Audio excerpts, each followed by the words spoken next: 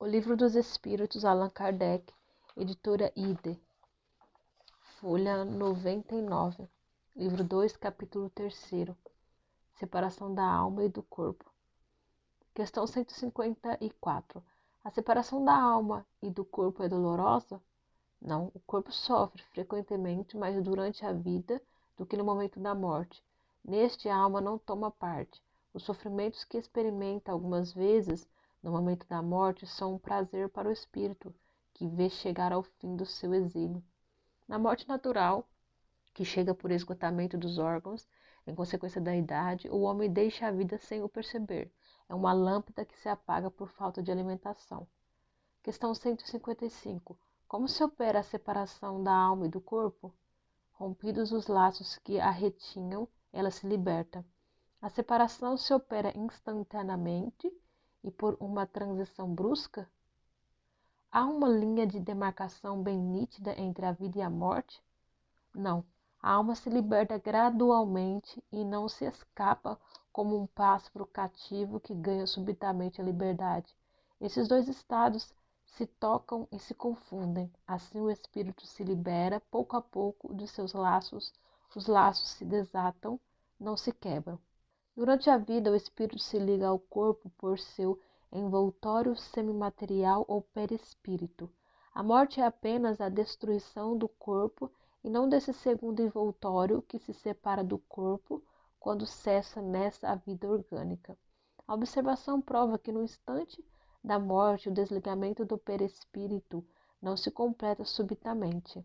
Ele não opera senão gradualmente e com uma lentidão que varia muito segundo os indivíduos. Para alguns ele é muito rápido, e pode-se dizer que o momento da morte é aquele do desligamento, algumas horas após.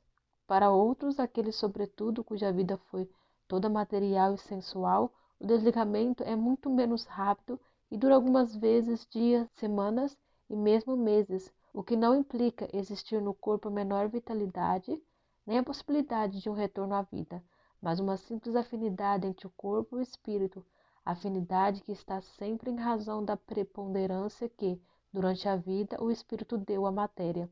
Com efeito, é racional conceber que, quanto mais o espírito se identifica com a matéria, mais ele sofre ao se separar dela, ao passo que a atividade intelectual e moral, a elevação dos pensamentos, operam um começo de libertação mesmo durante a vida do corpo, e quando chega a morte, ela é quase instantânea.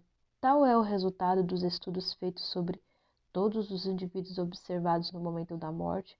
Essas observações provam ainda que a afinidade persistente entre alma e corpo em certos indivíduos é algumas vezes muito penosa, porque o espírito pode experimentar o horror da decomposição. Esse caso é excepcional e particular a certos gêneros de vida e a certos gêneros de morte. Ele se apresenta entre alguns suicidas. Questão 156.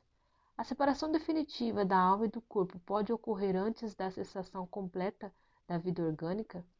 Algumas vezes, na agonia, a alma já deixou o corpo e não há mais que a vida orgânica. O homem não tem mais consciência de si mesmo e, entretanto, lhe resta ainda um sopro de vida. O corpo é uma máquina que o coração movimenta. Existe enquanto o coração faz circular o sangue nas veias e, para isso, não necessita da alma. Questão 157. No momento da morte, a alma tem algumas vezes uma inspiração ou êxtase que lhe faça entrever o mundo em que vai entrar? Frequentemente, a alma sente-se desatarem os laços que a ligam ao corpo. Ela faz então todos os seus esforços para os romper inteiramente.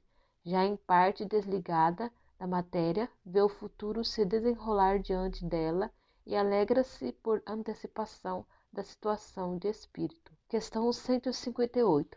O exemplo da lagarta, que primeiro rasteja sobre a terra, depois se encerra em sua crisálida sobre uma morte aparente, para renascer numa existência brilhante, pode nos dar uma ideia da vida terrestre depois do túmulo e finalmente da nossa nova existência? Uma ideia restrita. A imagem é boa, mas é necessário não tomá-la ao pé da letra, como sempre o fazem. Questão 159. Que sensação experimenta a alma no momento em que se reconhece no mundo dos espíritos? Depende. Se fizesse o mal com o desejo de fazê-lo, no primeiro momento, envergonhar-te-ás de tê-lo feito. Para o justo é bem diferente. Ele se sente como aliviado de um grande peso, pois não teme nenhum olhar perquiridor. Questão 160. O espírito reencontra imediatamente aqueles que ele conheceu sobre a terra e que morreram antes dele? Sim, segundo a afeição que lhes tinha e as que tinham por ele. Frequentemente eles o veem receber em sua volta ao mundo dos espíritos e ajuda a libertá-lo das faixas da matéria. Reencontra também a muitos que havia perdido de vista em sua permanência sobre a terra. Vê aqueles que estão na erraticidade, aqueles que estão encarnados e os vai visitar. Questão 161. Da morte violenta e acidental, quando os órgãos não estão ainda enfraquecidos pela idade ou pelas doenças, a separação da alma e a cessação da vida ocorrem simultaneamente?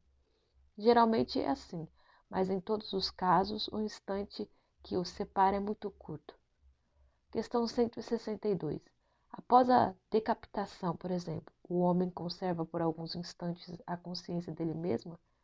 Frequentemente, ele a conserva por alguns minutos, até que a vida orgânica esteja completamente extinta. Mas muitas vezes também a expectativa da morte lhe faz perder esta consciência antes do instante do suplício. Trata-se aqui da consciência que o supliciado pode ter de si mesmo, como homem e por intermédio dos órgãos, e não como espírito. Se não perdeu esta consciência antes do suplício, pode conservá-la alguns instantes, que são de breve duração e que cessam necessariamente com a vida orgânica do cérebro, o que não quer dizer que o perispírito esteja inteiramente desligado do corpo. Ao contrário, em todos os casos de morte violenta, quando ela não resulta da extinção gradual das forças vitais, os laços que prendem o corpo ao perispírito são mais tenazes e o desligamento completo é mais lento.